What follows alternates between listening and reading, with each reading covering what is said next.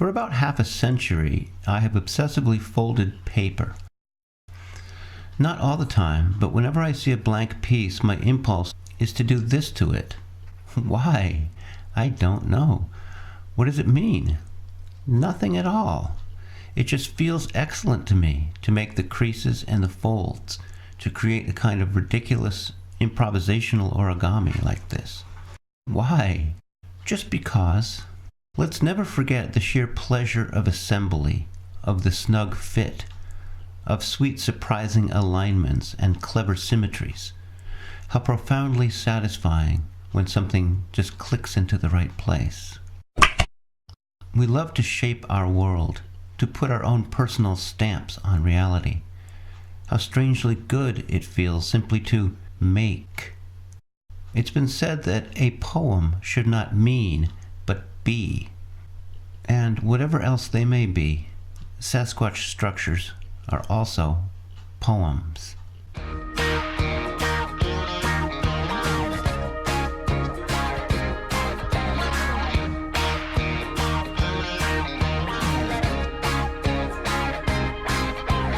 Just about the time I thought I'd seen it all, you walked in, pinned my heart up against the wall. I knew it then right there that I was falling for you. I had to have you in my arms so tight before the night was through. Take a chance, little dance, baby, me and you could find a song, get lost inside that groove we're rocking. Let's quit talking.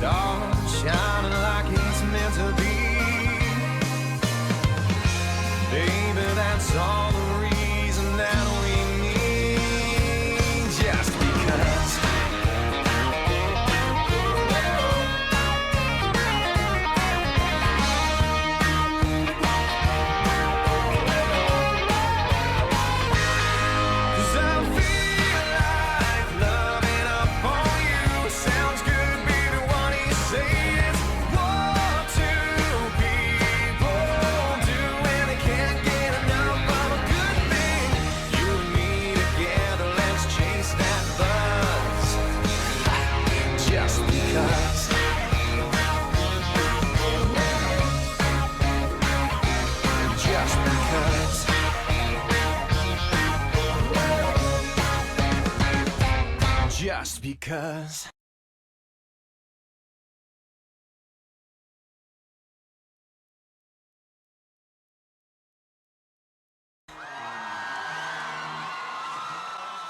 Hello,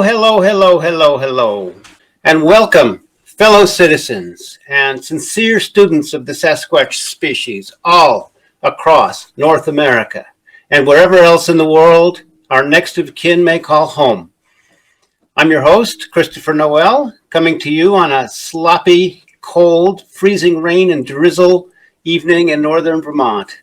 But as you can see behind me, I have a cozy fire going, so I'm happy to be with you, happy to be going live again. It's been a few weeks, and we'll be joined tonight with a great little group for a stirring and fascinating and inspiring conversation about the physical nearness of our cousins, our close cousins. I'd like to welcome first Mr. Whoop. Greg, Greg Martini, Hello, everyone. How are you? a returning champion. I think this is your third or fourth visit to our space here. Third or fourth, yeah. Third and a half. It's great to have you. What have you been up to?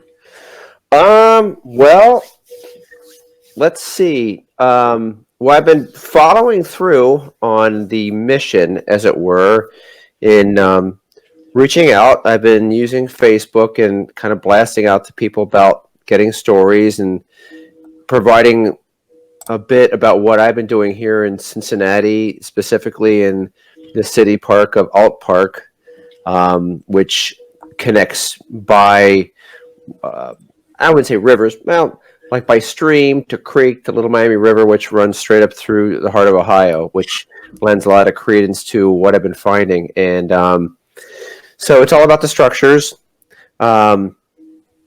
And I also had a nice encounter with a lady. Just, I'm just trying to live the mission and reach out to people and talk. So Keep talking. I have to attend to a technical issue. Just keep on talking, my friend. all right. I'm delighted that you're attending to the mission. Yeah, I mean, I can tell you about my little meeting with this woman right now if you want. Yeah, go ahead. Yeah.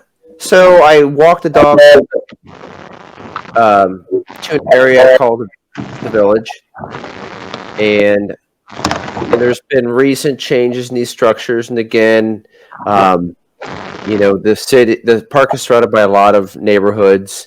I tend not to believe these are kids just because of the way they're designed and how they correlate to other site or structures I've found and other structures I've seen other people find in remote areas. So she was walking her dog past, and she mentioned how she had gotten off trail. I asked her what she thought about these structures, and this was interesting because I've actually stopped another group a couple months ago along the trail, and people really don't even notice them. But they're right there, and this one in particular is about 7 feet tall. And so I explained to her what I thought they were about and who made them. And, I'm always ready for that quick, like, okay, well, it's been nice talking to you.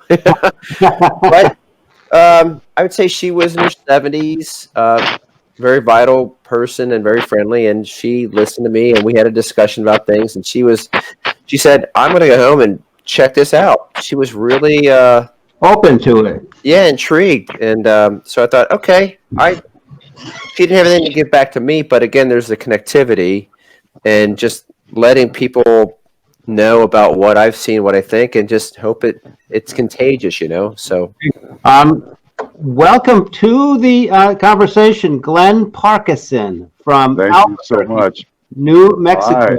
Hi. How you guys doing? We're doing good. You look beautiful. Good. You've got a high definition beard, a high definition crown, a shiny crown, just like mine. Only no, Hey, a little bit. Well, it's a little shiny. You'll catch up with me in a couple of months. A couple, yeah. Anyway, so Glenn, meet Greg. Hey, Glenn, how you doing? Nice to meet you, sir. Nice to meet you. Pleasure. How are Greg you? operates in Cincinnati, is that right? I'm the Cincinnati Sasquatch, yes. Cincinnati kid. Cincinnati Sasquatch. Yep. I'm over here in Albuquerque, New Mexico. Cool. Well, perhaps, Glenn, you can give us your backstory. I guess not going all the way back to the childhood encounter that folks can listen to on our episode of the podcast, The Nearness of You, that you and I did last year. Yes. Just look up The Nearness of You and wait till you see Glenn Parkinson in the subtitle, and you can hear his encounter when he was 9 years old, was it? 7. 7. Yes, 7 years old. It's Yes, amazing, a beautiful, exciting encounter, very compelling. It was an experience. Yeah, So, I'll say.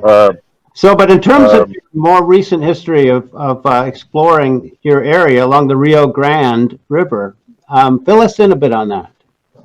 well, I didn't think for the longest time that there were any Sasquatch anywhere near like New Mexico or that kind of thing. And what happened was I started listening to a few fellow researchers that have done research in New Mexico, Robert Kreider, J.C. Johnson, a few of the other people, and I thought, wow, okay. Because for the longest time, because I had my experience in South Carolina, visiting family. Right. So when when I figured out that they might be here as well, because I never thought they were, I started going down. I went to the Rio Grande River. I don't know, maybe 4 years ago was the first time I went down. I was looking. I was watching. Of course, your videos on YouTube, Christopher and Nathan Rios, and Susan Crone, a bunch of other people. Don't want to drop name bombs or whatever, but anyway. You didn't leave anyone out. I just went down there. Dangerous. I went down there. You go ahead. I just went down there, and serendipity. I found a little tree break, like a little limb twist. It wasn't a break; it was a twist, and I decided to follow it. It was right off the trail too, and I decided to follow it. And I started finding more elaborate, stick structures, Just like until I finally came to a very big, huge structure, I would say, and it was, and it was so close to the trail. It was right in between the trail and the Rio Grande, right across the street from the Albuquerque Zoo. I bet you they enjoy watching the entertainment in the zoo there. Yeah, exactly. And that's one of the reasons. And I started looking, and so that's when I started going up and down the Rio Grande, looking for these structures, and I keep finding them everywhere, up and down the Rio Grande. And I mean, these are really close to trails. I mean, highly populated areas that people traverse a lot. And it's like, how are they getting away with doing this? And nobody notices unless you know what you're looking for. Right. Nobody notices it. Right. They just walk right by. I've sat in one of these structures right next to a trail, and people have just walked by. I've watched people walk by, and they don't even notice. They don't even. Perhaps I've been aiming this campaign as slightly a few degrees wrong, one way or the other, and perhaps the mere fact that almost everywhere where there's forest, we can find structures. And then if you take step 2 and begin recording audio in the night and listen to it long enough, it doesn't take longer than a few days or a few weeks. True. At most 6 weeks, I've found I start hearing them. I hear their vocals, I hear their knocks, I hear their footsteps, and they are there. I mean, they circulate. I don't think that they have, in most cases, a stationary home. I think they're decentralized in these cells, these family groups and clans, kind of like terrorists are. Really in this case, it's benign. Yeah, these cells, and they keep circulating around like I showed Rio talking about in the documentary I released last week, and he has found structures and corridors that leads him to believe that they just have an area and they can constantly fall back and take lookout positions and just swirl around and circulate. And so, but once they plant their flags in a certain forest, no matter how small it is, no matter how close to our civilization, our settlements, they consider that part of their path, their circuit, or what's a better word, their routine, and they will come through. So it can easily be verified wherever you are. And so how do we convey the startling nature of that fact? So it's right at everyone's fingertips to confirm it to themselves. That's the big mystery, isn't it? But just the very fact that it's verifiable by anyone who lives near forest. and how we can inspire people, just trigger them to verify for themselves and to be equally amazed as we all are. Right. I've told Chris a while back, around this park, I actually went with photos of some of these structures to the different houses and just asked if anyone had seen these ever, if they'd seen any kids making them. For the most part, no one even knew they existed. Yeah. And what I felt like would be great is to be able to hand them a card. It's just like the oldest marketing tool ever. And it's just a way to get people, because you meet them and talk to people where you find them. Like I'm going out tonight to this dinner and, just to handle cards, say, well, here, this will explain a lot more. You go to this page and you'll see the mission and it'll contain the branding and all that. So it's great to have the branding and have it all straightened up, but it's really about what the branding is driving, the different marketing efforts, a different way we connect. So fortunately, we have all this social media stuff, and we can be pulling people in, especially from Instagram. It's a great way to track people. Especially young people. Yeah, it's a little hard to organize, but you kind of keep the flow going. So it really should be feasible in this day and age, more than ever before. I tell people I'm an investigator. It's almost like a detective thing. Here's my card. Find out more if you go to this site. It has the ring of gravitas to it. Yeah, but Glenn, have you been able to connect with folks around, or you're just kind of staying below the radar? Lately it's been I just started getting out there the last few months. During the summertime, the Rio Grande floods, and it's kind of hard to get to my areas because they're all flooded. Yeah. But it's really interesting when the waters recede and you see all the new structures. You see the breakdown of one structure and adding to a completely new structure, I believe I sent you a picture, Christopher. This is something new that's going on, actually. The little islands in the middle of the Rio Grande. They're building structures on there, too. Oh. It's actually new after the water receded in the Rio Grande, right in the middle, right off of, in between Central and Bridge, or what the streets are called, the river, or the bridges.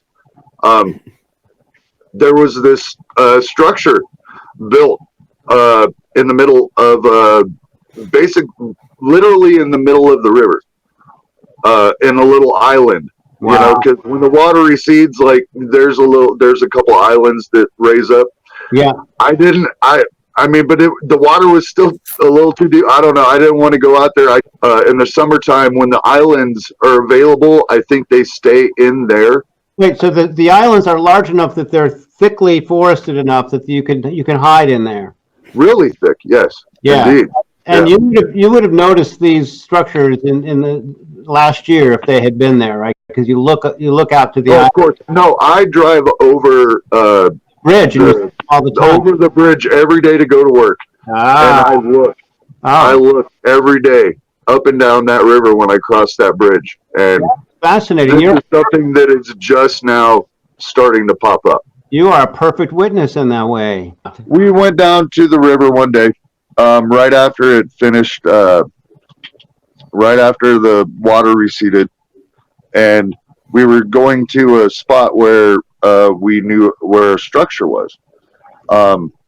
When we got there to the trail going that way, we heard a couple of splashes in the water, like rocks.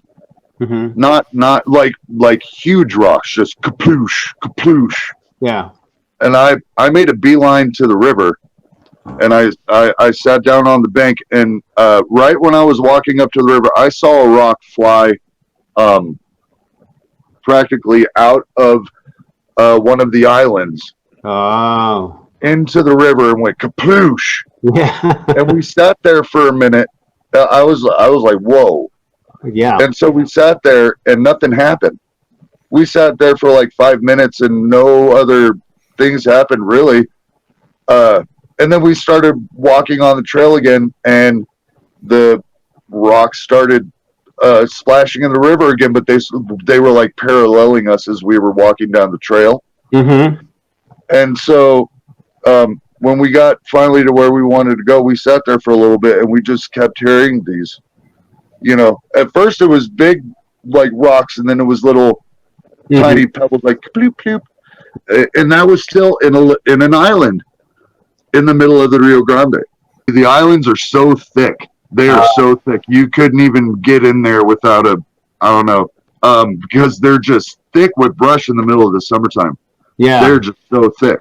It's really, really thick brush. And tall. Yeah. Something could be hunkering down and you would never know where. Very tall. Yeah, very tall, very tangled up, like mangled brush. Like you can hide in there. I mean, you can walk 2 feet into that brush and disappear. Yeah. Yeah. Nobody else would ever see it. So, I mean, well, thank you. And that's what I believe. That's how I think. I mean, I don't believe that these beings are living on the Rio Grande. I think they're using the waterways as a pathway up and down for whatever reason. But during the daytime, especially in the summertime, I believe they are using these islands as a place, because there are certain places where people are it's just heavy traffic on the Rio Grande. But still, that's the thing. It's a heavy trafficked area, and I'm still finding, structures right off the trail, Yeah. Like, I mean, not even a yard away from the trail, and people just aren't noticing this because they just don't know what to look for. They don't know what to look for. And you've never seen anyone of our species working on these structures, have you? No. And the funny thing is, there are artists that have built really immaculate wooden, I guess, statues or sculptures off of the Rio Grande. Yeah. And the thing is, and that's the thing I've always said, humans are very egotistical. We like to claim what we build. Yeah. And so these things have big, huge plaques next to them. That's great. Stating the artist's name and everything. You know what I mean? That reminds me of something I've been trying. I'm sorry. Go ahead. No, go ahead, sir. Since this is such close vicinity to a neighborhood, and I have seen like a little family building a structure, but it was a simple like down tree, and these little kids were just piling sticks on either side. That was it. Mm-hmm. Everything else I found is like really intricate. But speaking to the wanting to own, up to what they've built, a couple times I have actually hung a little sign inside the structures, kind of advertising to the kids or whomever, like, hey, my wife and I would love to have you come to our garden and create one of these structures, and we're willing to pay you. Here's my number, Yeah, that's a brilliant move. Yeah, I didn't know if that sounded weird, but it's like, I never got a call. You should try hung up there for weeks. So, money. That's money. I know that if I built one of the structures that I have found, I would claim it. Yeah, I'd take pictures of it. I'd be like, look what I built. Like, this is awesome. You know what I mean? Yeah. But no, nobody's coming forward to claim these things. Actually, up in Santa Fe National Forest, the Forestry Service is asking people to, tell them where these are so they could tear them down because they're a fire hazard. Oh, I saw that. I saw that report up there. Yeah. And they tear them down, and the funny thing is they keep building them, and it's just, I don't know. You can't. That's pretty comical, actually. Yeah, it is. It really is. Part of my area got bulldozed. Maybe I don't know, about 4 months ago, something like that. Yeah. Like a huge portion of it, and there was a little teepee structure right in the middle of where they bulldozed all of it over. You mean after? Yeah, after they bulldozed it. Very shortly after. a Yeah. little token. So Yeah.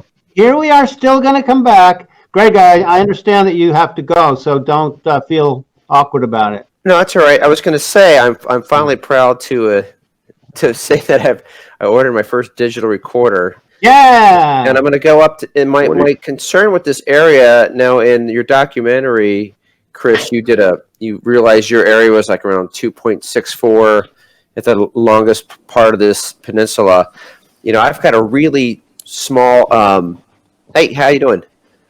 I got a really small kind of an area, and I'm wondering just how vocal they might be, and maybe trying to be more clandestine.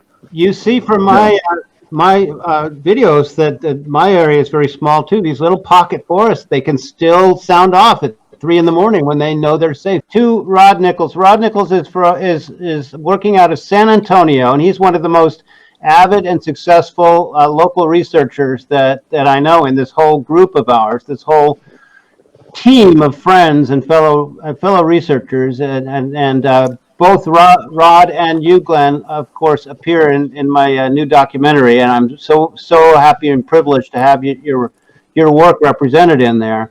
So, Glenn, meet Rod. You already know each other, right? I already know, Rod. What's up, buddy? How you doing, man? Greg How you doing, bro? Greg Martini is above you, Rod. If you have the same layout, and Very nice to meet you. he's our marketing and branding expert, in addition to being a Sasquatch researcher. Excellent. So he has to leave for dinner, so he can bow out and we can bring you up. All right. All right. Thank you very much, Greg. Thank you, Chris, and thank you, the rest of you guys, for doing everything you're doing. Appreciate Thank it. you. All right. Greg, find me on Facebook. We'll share some pictures, buddy. All right. Sounds good. All right. Okay, so Rod Nichols, Yeah. thank you for joining us. I'm glad that you were able to make time after work. I really Oh, appreciate yeah. Wouldn't have missed it. Good. Well, why don't you fill in the viewers a little? Some of them will have seen your episode of our podcast that we put together, the Nearness of You podcast series. I can't remember what number you were. You and Glenn have both been on an episode of that, and of course you're featured in the documentary from last week. But for those who are new to you and what you do, why don't you give us a little rundown? Yeah. Well, so can you hear me, first of all? Can everybody hear me? Yeah, sounds good. Okay, good. Okay. First of all, like a lot of other researchers that got started into doing field research on the subject, I at an early age, I always believed, right? I was the kid at the book fairs that was buying the Bigfoot and Loch Ness Monster, books. So, for me, it was always something that I felt deeply about, even when I wasn't researching or doing anything like that. So the pivotal point for me was one night I just couldn't sleep, and, I started cruising through YouTube, and I found Nathan Rio's videos. And for me, it was a really big moment, because here was a guy that was a little bit younger than me, sharp-looking guy, successful, family man, and he's showing me things that I'd never thought I'd ever encounter or even know. I never knew about the wood structures or any of those things. So for me, I went through all of his videos, and I was just intrigued by what he had presented. And the last video was kind of like the precursor to the Project Go and See group. So he basically rounded it off with, hey, look, if you think this is a hoax, you think this is fake, why don't you use exactly what I've shown you, the method that I've laid out for you, go out and find it for yourself. So, for me, the next day I went out and I did the same thing, and I found a structure on the same day I went out to go look for a structure. And I love that. Yeah. And so, and when that happened, you immediately want to debunk things. I wasn't somebody that was really going to be easily swayed, so I had to rule out a bunch of things. And to me, some of these pieces on this A-frame structure were huge, and I thought, well, there's no way a homeless person or people or kids for that nature would get off their phones or their video games to go and lift big pieces of wood and fashion them in the way that they did. So I really felt like I had something. So I did a little bit more further research at the area that I happened to, and by the way, I happen to live right on the creek greenbelt that I have found a lot of my structures. So, I did a little bit of research on the area, and what I found was really amazing. First of all, anything as far as my area that with me in the field, I found that in these wilderness parks that are all connected by the same creek greenbelt, and it actually goes outside the city into a big, vast area. So there you go. If you wanted passage and you wanted to be concealed and you wanted to hunt, there was whitetail. There was all kinds of animals. The habitat supported big game. There was a water source about 2 miles away. So it was prime. And for me, sitting there looking back going, wow, it really did. I connect the dots. So when I would go and look for these structures, I found that some of these structures at these wilderness parks were right next to playgrounds. It was really odd for me. And again, when I found that, I was like, well, it's got to be kids or, it's got to have a human element to it or something. And maybe it did, but the majority of them that I found were big pieces of wood. They were grand, they were huge. And nobody ever gave them a second thought. And that was the most astounding to me, because you have your kids playing with all these, out in the playground with, and having fun. And then there's this big, grand, huge structure right there. And you're like, you have no idea what this is or what it signifies or what it's about or any of that stuff. And I even asked some of the parents. I sat there and I said, well, have you seen this next to it? Do you know what that is? And like, no. And you've got kids playing in them and things like that. So it was really odd for me. So I kind of put the pieces together and I followed the green belt all the way down to 2 or 3 other parks. And lo and behold, I was using kind of the same method, went straight up to the playground and found structures right next to the playground. It was really odd. So looking back at it, I really felt like I had a kind of a method that I had laid out for myself, and I kind of followed it. So for me, when I go out and look into my city, in my area, I utilize a creek greenbelt. It has to have safe concealment passage. If you were somebody that wanted to be concealed and you didn't want to be seen, you would use a creek greenbelt, because even on the paved areas where people walk, run, ride bikes, it's not directly, it's kind of further away. So it still gives you safe passage on the sides of the creek if you wanted to. And one of the other things that I found in one of my parks was, and this was really interesting. I found a deer carcass, a whitetail carcass that still had a little bit of flesh on it, and it was literally broken in half. The head was pulled apart, like something had taken the head, opened up the mouth, and just put the bottom jaw here, Whoa. put the top here. Wow. Yanked Yeah. it. Holy, Yeah. wow. The legs were on one side. One leg was here. One leg was on, left and right. And it freaked me out because I thought, well, what could possibly do this? Well, in San Antonio, I've seen other people in the field, and some of them have bears in their area. They have bigger cats and things like that.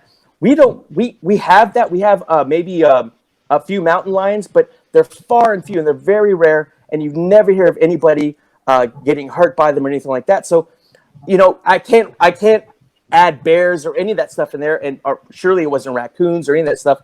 And I put the pieces together. I put the doe carcass together, and it was bent in the middle of the back like this, like it had a force had snapped the spine. Like, I mean, Exactly. So I started putting them together. I started documenting them, putting up on my YouTube channel that was specifically for Sasquatch research and documentation. Mention the name of the channel, Bexar County Bigfoot. It's Bear County Bigfoot is the YouTube channel. Bear, is it pronounced Bear? Bear County. But it's spelled what? Bexar. No wonder I said Bexar, but it's not pronounced. A lot of people say that. It's okay. I'm an Anglo. I don't know how to pronounce it. Yeah, so for me, I put all the pieces together, and it was astounding. I'm shocked every time I see these things, because I'm trying to figure out what the purpose is, because a lot of this stuff doesn't keep out rain, doesn't keep out sunlight. So what are they doing? and No, more importantly, they're hardly ever shelters, it seems like. I think they just like to build things like we like to build things. well, and that's an interesting point you make, Chris, because to me, I and this is just me and my opinion, I came to the conclusion that, we as humans, we have to have purpose in the world, and whether if that's going to work and having that type of a purpose at work and doing things to be productive, we want to be productive citizens of society. Right. And I believe it's the same way with Sasquatch. They have purpose. You know what I mean? They have to have purpose, and maybe it's something that they get up and do to have that fulfillment and have that purpose. And that's why we're seeing those structures the way we do. I always think of them waking up in the morning and the first thought that they have is must assemble. Right. Build. Yeah. Yep. And then people say, well, what do they do? I say they're in construction. That's their field. They're in the field of construction. Yeah, and they hunt, build structures, raise families, just like we do. I believe. So for looking back at it, I thought, well, that's got to be what it is. And and then when that happened, I started posting things on Project Go and See, and Chris got a hold of me and he said, hey, you're finding some interesting stuff there. Where are you from? Both of you guys, you really captured my heart with your early postings. Yeah, and mind you, Chris, I'd never ever been recognized or had any type of anybody take interest in what I was doing. The only thing I was doing was from what Nathan Rio posted. That's all I knew what to do, and from I think myself as more of a structure specialist. Mm-hmm. Than anything, because I've become a little bit more keen on how to spot them. At least in my area, I've become a little bit more aware of where to spot them, how to spot them, and looking for signs and evidence in my area. So last winter, you did some audio taping and got a few knocks. Yeah, thanks to you. I was able to lend Rod a recorder, and he diligently recorded.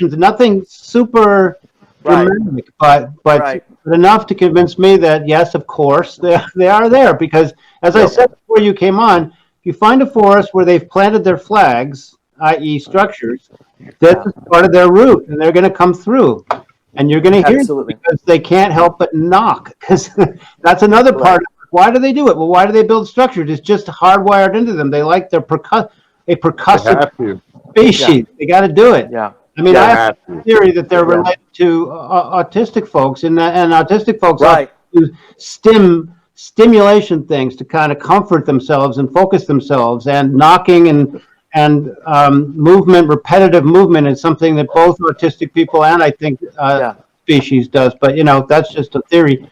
And I fully believe, and I believe this with all my heart. This is the way they utilize. It's like their highway, and at least for my area. They utilize those green belts, and it just makes sense. It really does. If you are an apex predator, your top priority is concealment. And so, and that's what I've found in these thick areas. So, and before you came on, Glenn was talking about his hunch that they use the thick islands in the middle of the Rio Grande. Oh, okay, yeah. During the summertime. Really. Yeah. And that's the same kind of highway. I mean, they can swim between them, and it can become the same kind of highway, especially if they go with the current. It's a piece of cake. Right. But now they're starting to build. Structures on the islands. Oh, they are. So you've been on those islands? No, I haven't been on there. I haven't been on the islands, but I've seen them yet. So I got a couple pictures. I will say this: most people ask me if I want a close encounter with a Sasquatch, and I tell them probably not. For me personally, but I'm not. Glenn, you already gave it the office. You don't need one anymore. But I've never had one that I knew was happening. I've been close to them on 3 occasions and photographed them on 3. I mean, videotaped them on 3 occasions, and I never knew it. So, Yeah. damn, I want to know it. Yeah. I'd rather be there with no camera and know it than not to ever have that happen for me. I've known since I was 7 years old that these things exist. Yeah. I saw one with my own eyes. Yeah. I don't care if I see one again. Yeah. What I want to know is how they're getting away with doing all this stuff. How they're getting away right under our noses. Like what's you know what I mean? Right. What's like? I know they already exist. I know they exist.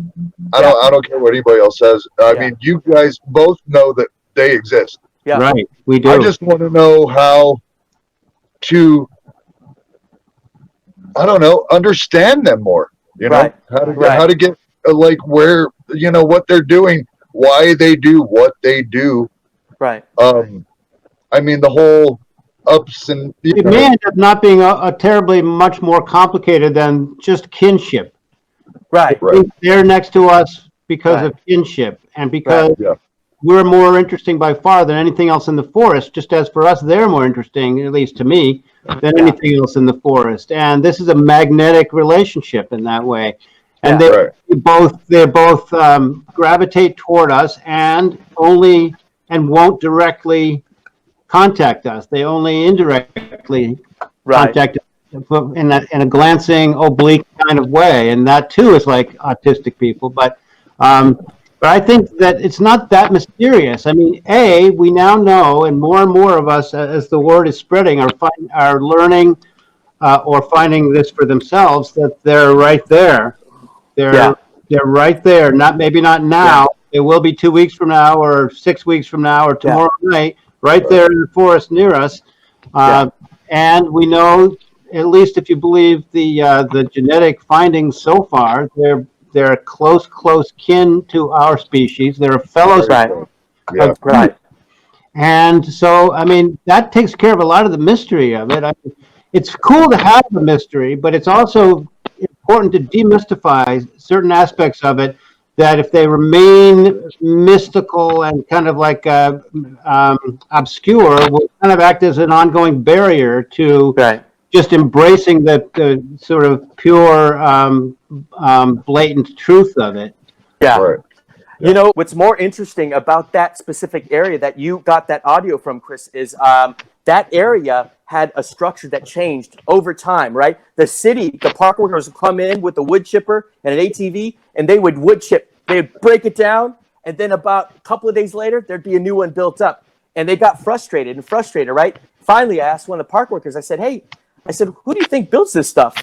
And he looks at me and he goes, oh, well, it's kids. And I'm like, really? I said, that's the go-to dismissal. Right. So I said, so you've seen them do this, right? He's like, no, but it's kids. And I'm like, all right, cool. What else is it going to be? Yeah. Well, here's what happened. It kept happening over and over, and I think they got frustrated. They turned that area right next to the playground into a kid interactive discovery area. Yeah, this is true. This is totally true. They took the area, they put sod, they cleared it out, they put sod on, and they encouraged the kids to take the big pieces of wood and fashion them together. So now it's either a big cover-up, or they don't even know what's going on. They go, okay, well, these things just keep on popping up, so we're just going to go. Yeah, so but they turn it into I would like to assign our listeners to tell me and the rest of us, go to sleep tonight and program yourself to have a eureka moment in the middle of the night for how we can cause millions of people to become as fascinated by the proximity of our cousins, our actual fellow human species, wild humans next to us. How can we make it clear that this is one of the most important things in our time, one of the greatest stories of our time that's being ignored? I mean, if we were trying to convince people that each of them had a diamond buried in their forest right past the wood line, they would search for those diamonds. How can we make it equally irresistible to a diamond buried in your backyard? So, let me know tomorrow what you come up with. They're right there. They're right there. Well, and here's another point I want to make. If you are aware of where these structures are and where they go through and where they frequent, it's a matter of respecting that space as well, and understanding that they're trying to do what they try to do, just as we try to do is what we try to do as people going to work, trying to live life, things like that. They're trying to do the same thing, right? So for me, I feel like respecting the space, trying not to alter it, try not to do anything like that. That's something that I personally implement, and I think whenever I find a structure. That's a very good point.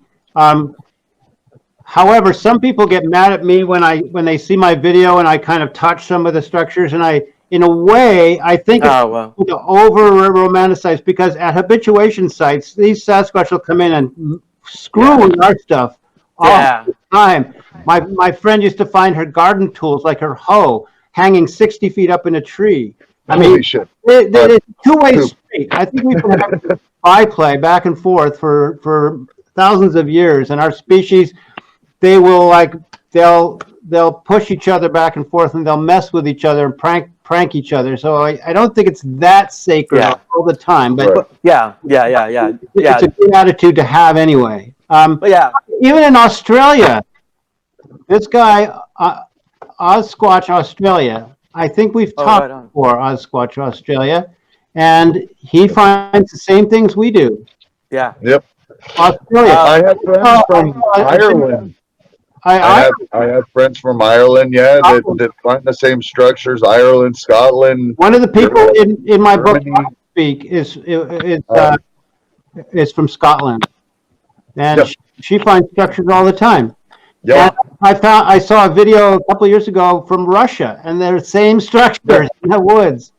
I mean, this is just the structure. It's worldwide. It's worldwide, and absolutely it is. Great, and they're untold, obvious secret right beneath our noses. The thing is that there is they are the same structures, which points to a culture. Right. It points to like some kind of culture, some kind of civilization, like they, know what I mean? A worldwide material culture, as they say. Material culture is what they leave behind and what we leave behind. Right. Yep. Yeah, I believe that. Absolutely. And it's the same thing. They are cultured. They do have a type of structure, whether it's family or all sorts of structures. Nature. Yeah, behavioral structures, clans, kinship structures, social structures.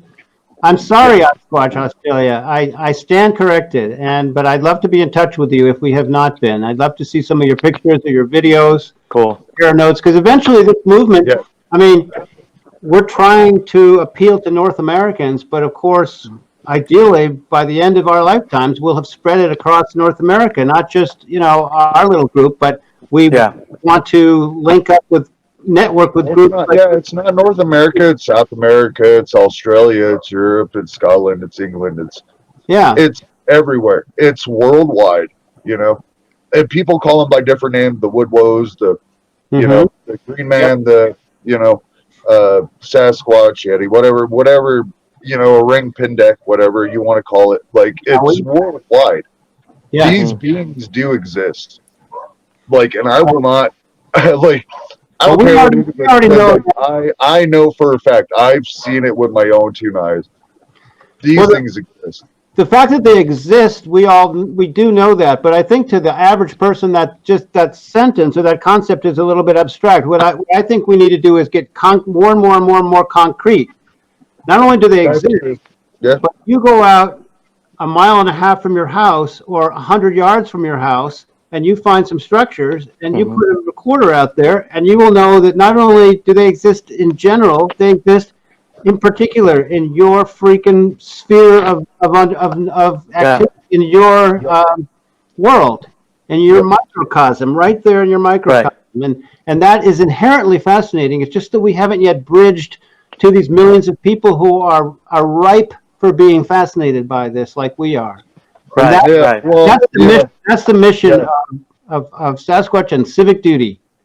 For every 1,000 people that'll walk past a Sasquatch structure right next to a trail, There's a you know what I hand, mean? There will be two people that'll actually notice it. right? Right. Say, wait, Because that's, by and large, we're like ants, you know what I mean? walking in a line Yeah. along So, our little roots. Yeah. yeah. I've seen kids playing in them, you know, and it's Yeah. it's fast. It's crazy. It's like, hey, do you know who built this? They're like, no, but it's fun. And I'm like, okay, Okay, then. all right, cool. You know, but Well, it's to me that's the thing that gets me. And I think, Glenn, I told you this. You know, what gets me is it's so close. Why playgrounds? Why play? You know, Yeah. I thought the opposite when I first got into it. I thought I had to go really deep into a wooded area to find, and it was not so. It really, and chances are everybody has walked past these things and not even given it a second thought, and that is crazy. And not only that, I think we as Americans, we're arrogant enough to think that when we go into these parks that they've combed through every inch and they know it's safe. They don't know that. They go through the trails. They make the trails right. That's it. So we Glenn, don't know. I'd like to know how often people go to those islands in the middle of the river. Honestly, never really. I mean, nobody really likes to go into the Rio Grande River between Central and Bridge or Montano and Bridge or whatever. Like nobody likes. I mean, a couple people will float down. You know, they'll get in their rowboats or whatever, and they'll float down a little bit, but not necessarily. No, nobody ever really goes onto those islands. Well, if you and Rod get together and drop down onto one of those islands or swim out there during the low water, please videotape it for us and put it on. Let's do it, Rod. Let's do it. All right, you're I'm committed. down.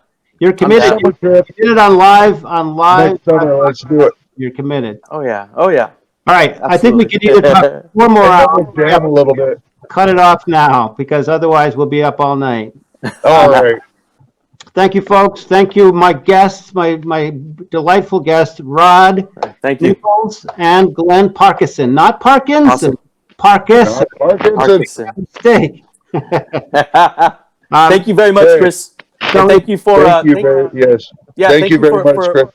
Thank you for providing a platform for us to utilize our research, and thank you for the hard work that you put into honing your craft and sharing with us. So I really appreciate that. Thank you very much. I really appreciate that, and it's my pleasure. And if anybody is inspired by our conversation tonight to come on next week and share similar passions and similar discoveries, please let me know either in the comments below or through Facebook. And if you want to write me directly on email and don't like Facebook or don't use it, you can write to me at montpeliersasquatch@gmail.com. That's MONTPELIER. That's the closest city to me. That's where I've been doing a lot of research lately in the microforests in and around the capital city of Vermont. Oh, look at that. Yeah. Right on. That'll be our fade out picture.